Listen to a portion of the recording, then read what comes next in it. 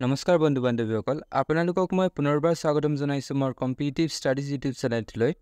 ইতিমধ্যে এডিআৰই 2024 ৰ কাৰণে যোনটো সিলেবাস আৰু কোৱেশ্চন প্যাটাৰ্ন হ'ব এই কোৱেশ্চন প্যাটাৰ্ন আৰু সিলেবাসৰ ওপৰত এটা নটিফিকেশন ওলাই আহিছে সো চাইলো হেই নটিফিকেশনটো আৰু কেনে টাইপৰ সিলেবাস থাকিব আৰু কোৱেশ্চন প্যাটাৰ্ন কেনেকুৱা হ'ব হেই গুটেই বস্তুবোৰ ভালদৰে চাইলো আহক সো আপুনি যদি ব্যাচেলাৰ ডিগ্ৰী লেভেলৰ পোষ্টৰ কাৰণে এপ্লাই কৰিছে তেতিয়াহলে আপোনাৰ কি সাবজেক্ট থাকিব আপোনাৰ সাবজেক্ট থাকিব ফাৰ্স্ট সোশ্যাল ষ্টাডিজ তাতে কোৱেশ্চন থাকিব 30 টা আৰু তাতে মাৰ্কস থাকিব 1 মাৰ্কস ইচ মানে এটা কোৱেশ্চনত থাকিব 1 মাৰ্ক এনে ধৰণে জেনাৰেল নলেজ থাকিব তাতে থাকিব 35 খন কোৱেশ্চন আৰু এটা কোৱেশ্চনত থাকিব 1 মাৰ্ক নেক্সট থাকিব লজিক্যাল ৰিজনিং আৰু তাতে থাকিব 20 কোৱেশ্চন আৰু এটা কোৱেশ্চনত থাকিব 1 মাৰ্ক ইচ তাৰ পিছত থাকিব জেনাৰেল ম্যাথমেটিক্স তাতেও থাকিব 30 কোৱেশ্চন 1 মাৰ্কস ইচ তাৰ পিছত থাকিব জেনাৰেল ইংলিশ তাতে থাকিব 10 টা কোৱেশ্চন আৰু 1 মাৰ্কস ইচ আৰু থাকিব ৰিডিং কম্প্ৰিহেনশন এণ্ড ইংলিশ ল্যাঙ্গুৱেজ তাতে থাকিব 25 খন কোৱেশ্চন আৰু 2 মাৰ্কস ইচ মানে এটা কোৱেশ্চনত থাকিব 2 marks so total duration of exam হ'ব 3 আৱাৰ্ছৰ টোটাল কোৱেশ্চন থাকিব 150 টা আৰু টোটাল মাৰ্কস থাকিব 175 মাৰ্কস এনে ধৰণে HSSLC লেভেলৰ পোষ্টৰ কাৰণে যদি আপুনি এপ্লাই কৰিছে মানে HS লেভেলৰ পোষ্টৰ কাৰণে যদি আপুনি এপ্লাই কৰিছে তেতিয়াহলে আপোনাৰ সিলেবাস থাকিব সোশ্যাল ষ্টাডিজ থাকিব 30 টা কোৱেশ্চন আৰু তাতে থাকিব 1 মাৰ্কস ইচ জেনাৰেল নলেজত থাকিব 30 কোৱেশ্চন 1 মাৰ্কস ইচ লজিক্যাল ৰিজনিংত থাকিব 20 কোৱেশ্চন 1 মাৰ্কস ইচ জেনাৰেল ইংলিশত থাকিব 35 কোৱেশ্চন 1 মাৰ্কস ইচ আৰু জেনাৰেল ম্যাথমেটিক্সত থাকিব 35 কোৱেশ্চন 1 মাৰ্কস ইচ আৰু তাতে টোটাল ডিউৰেশন অফ এক্সাম হ'ব 3 আৱাৰ্ছ টোটাল কোৱেশ্চন থাকিব 150 আৰু মাৰ্কস থাকিব 150 মানে 1 মাৰ্কস ইচ কোৱেশ্চন থাকিব এক্সামত আৰু যদি আপুনি এপ্লাই কৰিছে HSLC লেভেলৰ পোষ্ট ড্ৰাইভাৰৰ কাৰণে মানে আপুনি যদি ড্ৰাইভাৰ পোষ্টৰ কাৰণে এপ্লাই কৰিছে তেতিয়াহলে আপোনাৰ কি সাবজেক্ট থাকিব সোশ্যাল ষ্টাডিজ তাতে থাকিব 20 কোৱেশ্চন 1 মাৰ্কস ইচ নেক্সট থাকিব জেনাৰেল নলেজ তাতেও থাকিব 30 কোৱেশ্চন 1 মাৰ্কস ইচ আৰু থাকিব লজিক্যাল ৰিজনিং তাতে থাকিব 20 কোৱেশ্চন 1 মাৰ্কস ইচ আৰু থাকিব জেনাৰেল ইংলিশ 30 কোৱেশ্চন 1 মাৰ্কস ইচ জেনাৰেল ম্যাথমেটিক্স থাকিব 30 কোৱেশ্চন 1 মাৰ্কস ইচ আৰু থাকিব ৰোড ট্ৰান্সপৰ্টৰ ওপৰত কোৱেশ্চন তাতে 20 কোৱেশ্চন 1 মাৰ্কস ইচ সো এনে ধৰণৰ হ'ব আপোনাৰ ড্ৰাইভাৰ পোষ্টৰ এক্সাম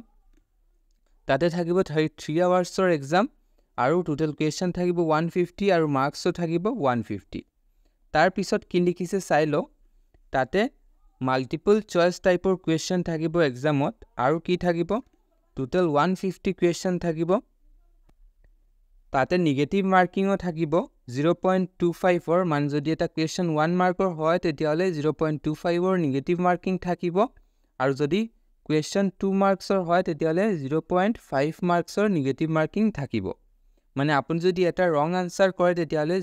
25% অফ দ্যাট মাৰ্ক আপোনাৰ ডিডাক্ট কৰা হ'ব টোটাল মাৰ্কছৰ পৰা আৰু selecting more than one option of a question will be treated as wrong answer মানে আপুনি যদি কোনোবা এটা কোৱেশ্চনৰ এটাতকৈ বেছি আনসাৰ দিয়ে মানে এনেকুৱা টাইপৰ আপোনাৰ চাইটা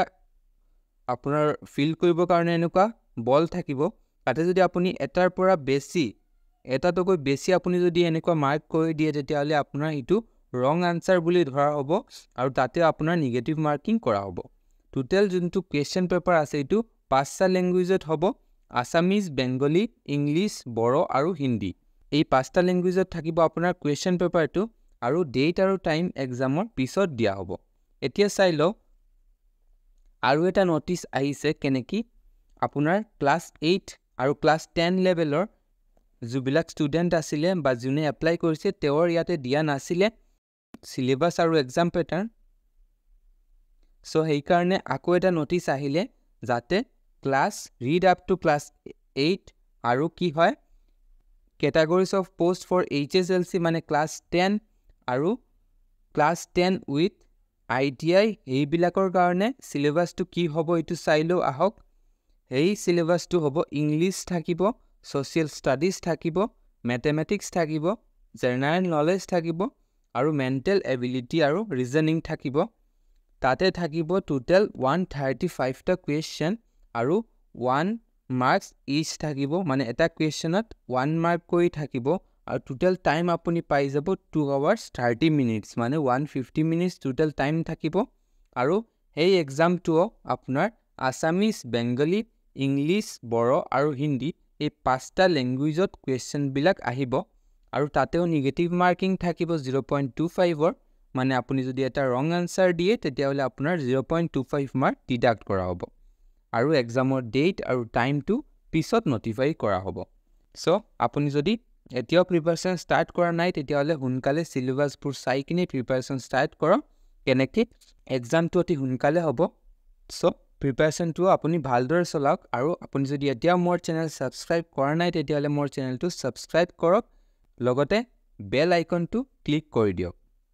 আৰু মই এক্সামৰ ওপৰত হোৱা ইম্পৰ্টেণ্ট কুৱেশ্যনবিলাকৰ এটা ৰিভিজন চিৰিজ চলাই আছোঁ, সেইটো আপুনি চাব হ'লে মোৰ চেনেলটো ছাবস্ক্ৰাইব কৰি ৰাখিব।